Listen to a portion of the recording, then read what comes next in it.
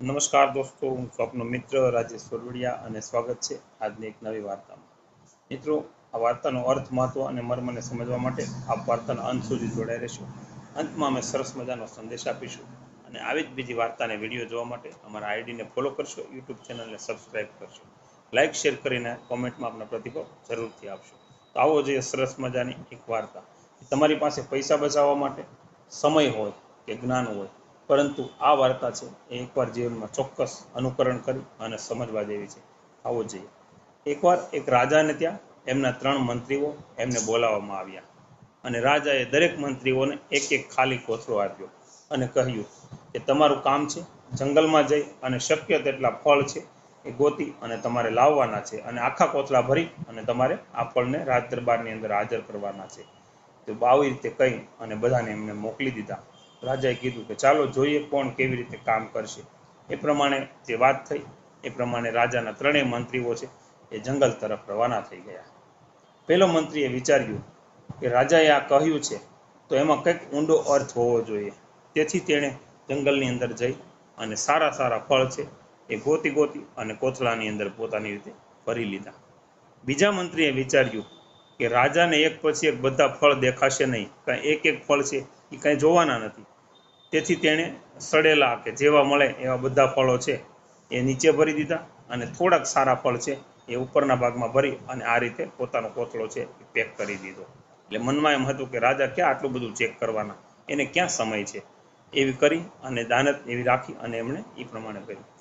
ત્રીજા મંત્રીએ વિચાર્યું કે રાજા ફક્ત ત્યારે જ જોશે કે જે કોથળો છે એ ભરેલો છે અને એની પાસે અંદર શું છે એ શોધવાનો સમય જ નહીં મળે.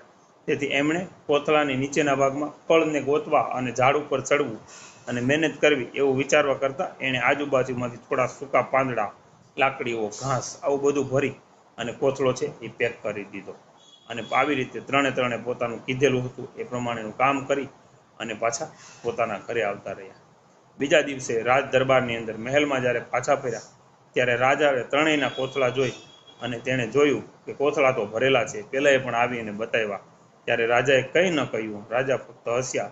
મંત્રીઓએ વિચાર્યું કે આપણું તો કામ હવે પૂરું થઈ ગયું છે, આપણને ચોક્કસથી ઇનામ મળશે. પરંતુ રાજાએ જાહેરાત કરી કે તમને આ કોથળા સાથે 7 દિવસ માટે અલગ અલગ રૂમની અંદર પૂરી દેવામાં આવશે. એ રૂમની અંદર તમને ખાવા પીવાની કોઈ વસ્તુ આપવામાં નહીં આવે, પરંતુ તમે જે કોથળા ભરીને લાવ્યા છો અને કોથળામાંથી તમે જે ફળ લાવ્યા છો એ તમારે ખાવાના છે.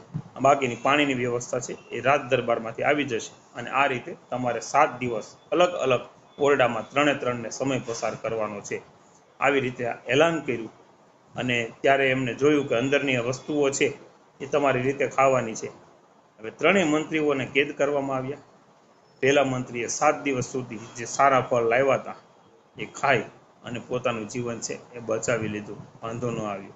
બીજા મંત્રી જેને શરૂઆતમાં થોડાક સારા ફળ છે એ ખાવા માટે મળ્યા, પણ પછીના દિવસોમાં તો એમણે જ કરેલા જે પગે ભરેલા હતા એ સડેલા ફળો છે એ ખાધા અને અંતે એ બીમાર પડી ગયો. જ્યારે ત્રીજો મંત્રી કોથળામાં ખાવા માટે એમની પાસે તો કાંઈ નહોતું, કારણ કે તેમણે તો સૂકા પાંદડા, ઘાસ અને લાકડીઓ એવી જ રીતનો કોથળો ભર્યો હતો.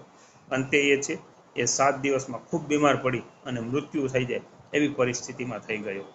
આ વાર્તાનો બોધપાઠ આપણને એ શીખવે છે કે જીવનમાં ગમે તે કરીએ, પછી ભલે તે અભ્યાસ હોય, કામ હોય કે સંબંધોમાં, જો આપણે તેને ચોરીથી અથવા તો બેઈમાનીથી ભરી દઈએ તો આપણે જ એનું ફળ ભોગવવાનું આવશે અને સમય જતાં એ જ આપણા પતનનું કારણ બનશે. અને આપણે જે વસ્તુઓ સખત મહેનત, પ્રામાણિકતાથી એકઠી કરશું તો ભવિષ્યમાં એ જ આપણને બચાવશે. એટલે સાચું જે કર્મ છે એ જ આપણને કામ લાગશે. મિત્રો, આપને કેવી લાગી આ વાર્તા, આ વિડીયો એમને કોમેન્ટ કરી અને ચોક્કસથી જણાવશો. અને આવા જ બીજા વિડીયો અને વાર્તાને જોવા માટે અમારા આઈડીને ફોલો કરશો, યુટ્યુબ ચેનલને સબસ્ક્રાઈબ કરશો, લાઇક શેર કરીને આપના પ્રતિભાવ કોમેન્ટમાં જરૂરથી આપશો. Thank you. જય હિન્દ, જય ભારત, જય જય ગરવી.